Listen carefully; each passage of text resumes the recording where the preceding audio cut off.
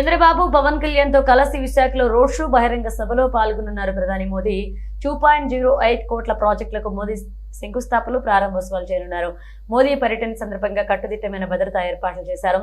ప్రధానమంత్రి నరేంద్ర మోదీ ఈ రోజు విశాఖపట్నంలో పర్యటించనున్నారు.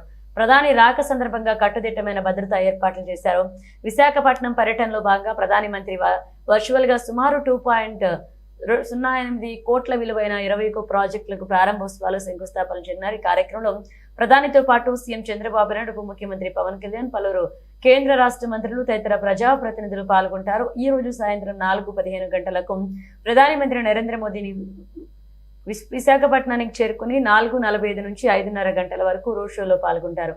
అనంతరం 5:30 నుంచి 6:45 గంటల వరకు ఆంధ్ర విశ్వవిద్యాలయం ఇంజనీరింగ్ కళాశాల మైదానం సభావేదిక వద్ద నుండి వర్చువల్ గా పలు శంకుస్థాపనలు ప్రారంభోత్సవాలు చేసి సభలో ప్రసంగిస్తారు. తదుపరి సాయంత్రం 6:50 గంటలకు సభావేదిక నుంచి బయలుదేరి విశాఖ విమానాశ్రయానికి చేరుకుని 7:15 గంటలకు ప్రత్యేక విమానంలో బయలుదేరి భువనేశ్వర్ వెళ్తారు.